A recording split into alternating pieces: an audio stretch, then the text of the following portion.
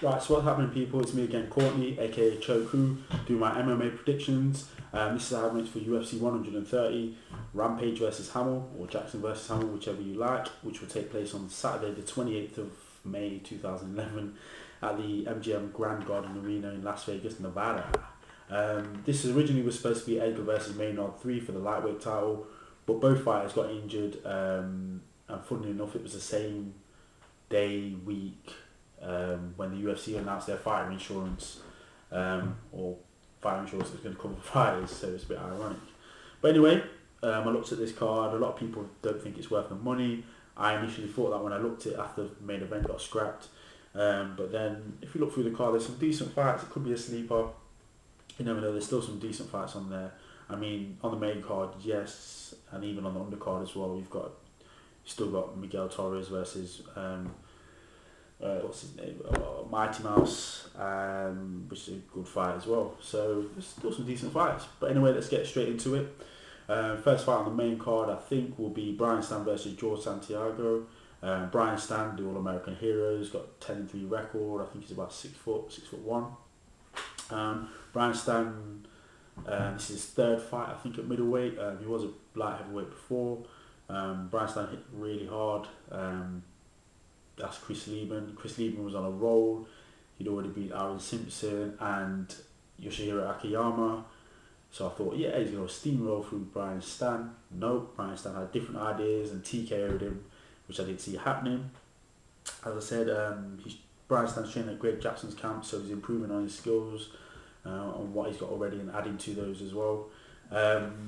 He's got a very good chin. He can take a punch. Last fight, was a win against Chris Lieben. That was by a TKO. His last 5 fights is 4 wins and 1 loss, and he's fighting George Santiago, the former Sengoku Radiant Championship middleweight champ. George Santiago has got decent striking. He can take a punch as well. If you watch the fight against Kazuyu Mizaki, he fought him twice in Sengoku, in Japan. Those 2 fights, wow, you've got to see them. They're dropping each other. Every time they're hitting, connecting, big shots, they're dropping each other. They're just taking the punches. But George Santiago beat Mizaki twice. There's really good fights. Santiago trains at American Top Team. He has been in the UFC before. He got knocked out by Alan Belcher and Chris Lieben. His last fight, was against Mizaki. That was in August last year. His last 5 fights are 4 wins and 1 loss. There's some weird facts. I looked at the Sherdog record of Santiago, and it says that Manny Gamburyan knocked him out. Manny Gamburyan fights at 155 pounds. George Santiago now fights at 185 pounds. I don't know how that happened anyway. But anyway, it's just a weird fact, if it is true. But yeah, for this fight, I'm gonna pick Stann to win. I'm not the biggest Stann fan, but I think he's the Stann fan. But I think he'll grind out probably a decision victory, or he may knock out George Santiago. You never know, but I'm picking Stann to win. Next fight on the card is Thiago Alves versus Rick Story. Thiago Alves got 18-7 record, 5'9". Thiago Alves, big welterweight. Has trouble making weight sometimes, but hopefully that's sorted with the Dolce diet. Good footwork, excellent Muay Thai, and he's fast and strong. He's got a Brazilian Jiu-Jitsu black belt as well, but I'm not seeing him use it very much, use those skills very much. In his last fight, he beat John Howard via decision. In his last 5 fights, he had 3 wins and 2 losses. And he's fighting Rick Story. He's got a 12-3 record. He's 5'10". Rick Story's got excellent takedowns, very good wrestler. Most of his wins come via decision. So, he can take a lot of punishment, which if you look at the Nick Oshipchek fight, he took a knee square to the jaw and carried on with the takedown. He has got jiu-jitsu skills as well, so he's got the grappling ability as well. Wrestling and jiu-jitsu go together. His last fight was a win against Johnny Hendricks. I'm not sure how he won that. I'll have to check that, sorry. In his last 5 fights, he's had 5 wins. This fight, I'm picking Thiago Alves to win. I don't think Rick Story is going to be able to get him down, and even if he does, Thiago Alves is going to pop straight back up. The only people who have really been able to catch Thiago Alves and take him down and keep him down is Joseph Pierre and John Fitch, I think. Those two are probably the best wrestlers in the UFC. I think Thiago Alves is going to use his footwork and just stay on the outside and just pepper away at Rick Story. Well, you can't even say pepper away, you're just going to batter him basically, I think. But anyway, Thiago Alves by TKO. Next fight on the card is Stefan the Skyscraper Struve versus Travis Browne, or Appa, I'm not sure how they pronounce it. Stefan Struve, 6'11", long beanpole of a guy. He's got a 21-4 record. He's got a decent kickboxing record as well. Most of his wins have come via submission. He can take a beating, and he can. You know when he's just taking a beating, then he just pulls out the submission like that. He's one of those guys. His last fight was a win against Travis. Is it Travis? Not Travis. Sean McCorkle. They call him. What's his name? Big Sexy, whatever his name is. His last 5 fights, he's had 4 wins and 1 loss. He's fighting Travis Browne, who's 6'7". He's got a 10-0-1 record. This guy likes to finish his fights. He has got jiu-jitsu skills. He's got decent stand-up as well. In his last fight against chokewho, which I thought he should have won in the first round, that dragged on for 3 rounds. Just in the end, it got really boring. chokewho was grabbing Travis Browne's shorts, and it just got really boring. Travis Browne could have finished it in the first round, but hopefully, he may get a win this time. But this fight, I'm going to actually pick him to win via TKO. I think he'll have the skills. If Struve throws up a submission when he's getting battered, I think Travis Browne will be able to escape that. So I'm picking Travis Browne to win via TKO. The next fight on the main card is, let me have a look, is Frank Mir versus Roy Nelson. Frank Mir, former UFC heavyweight champion. He's got a 14-5 record. He's 6'3". Frank Mir has changed over the years. He's a lot stronger, a lot muscular, a lot stronger than he was before. Joe Rogan mentioned it, that he's got small man jiu-jitsu. He has got small man jiu-jitsu because that guy, his jiu-jitsu is good. He moves in really tight circles. His striking is always improving, as he's shown against Crocop and Nogueira by just taking their heads off. His last fight was a win against Mirko Crocop via KO. His last 5 fights, he's had 3 wins and 2 losses. Frank Mir's, most of his wins have come via submission, but he's fighting someone who he's already fought in Grappler's Quest. That's one of the big grappling competitions over in America. And I think Roy Nelson beat him in Grappler's Quest, actually. It's on YouTube somewhere, have a look for it. Roy Nelson, big country, he's got a 15-5 record, he's 6 foot tall. I think he's a former ILF, International Fight League champion. He's got decent boxing, he's got good jiu-jitsu. People see the belly and don't think he can do anything, but I tell you, he's got legitimate black belt jiu-jitsu. He's got a good chin. Yes, and everything body thinks, because of the belly he can't do anything. That's just the illusion. This guy can do it all. Don't let the belly fool you. He's like the Sammo Hung of the UFC.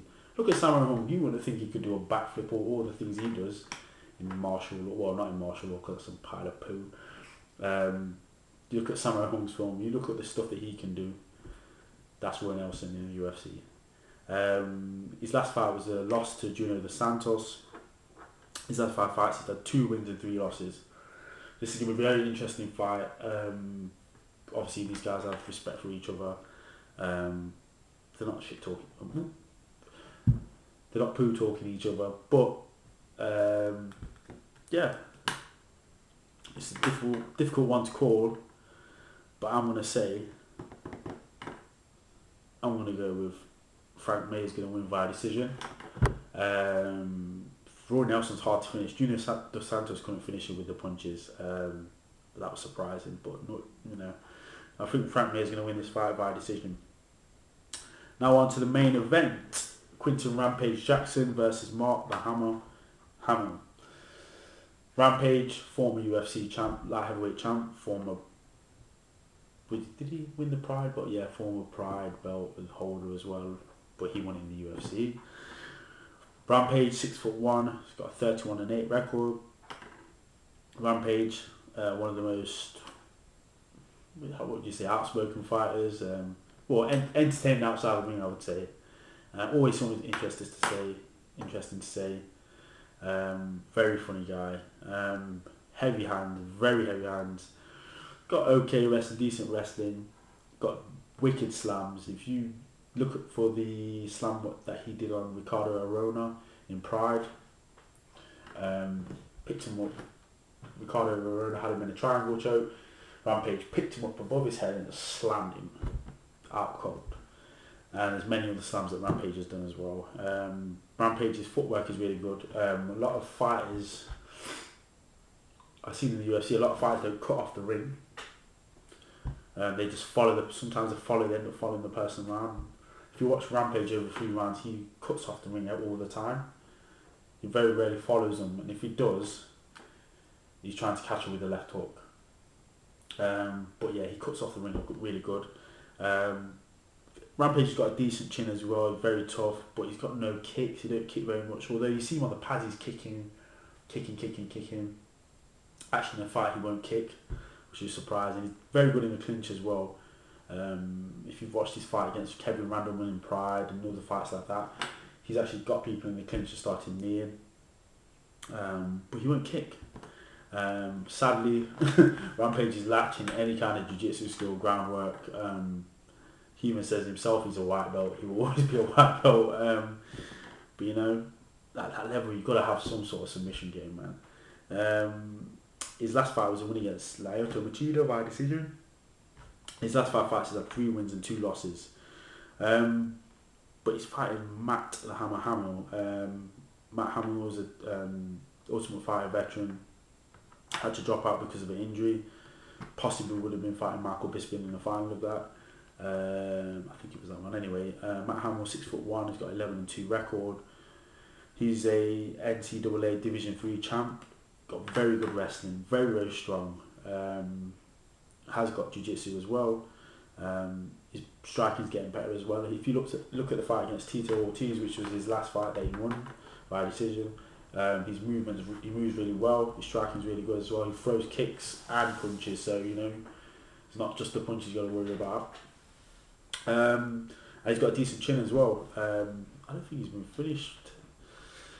No, Rich Franklin caught him with a body kick that dropped him. Somebody else beat him as well. But Matt Hamill was a very good fighter. In his last 5 fights, he's had 5 wins.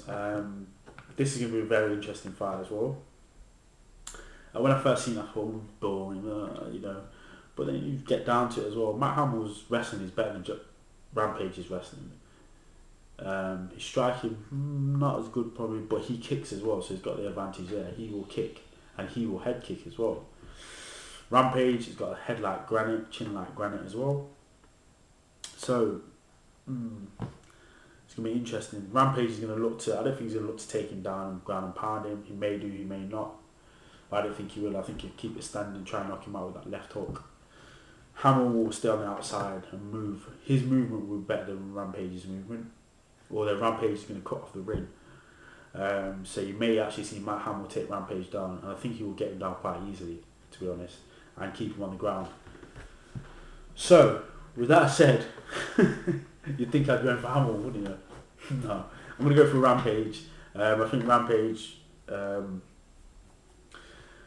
will probably keep it standing. We'll try and keep it standing anyway, but if he catches him, he's going to catch him in the clinch or with that left hook. So I think it's going to be a TKO or a KO for Rampage. If not, then Matt Hamill is going to take Rampage down and batter him on the floor. Rampage can get up, but he has no jiu-jitsu skill, so Matt Hamill will just go through his guard like butter. He'll go around the side and just beat him up. But anyway, those are my predictions for the main card of UFC 130.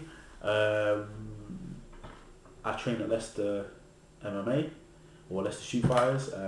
If you're anywhere in the Midlands, come down and train with us. You know, I'm on Twitter as well. Follow me. Same username, chokewho.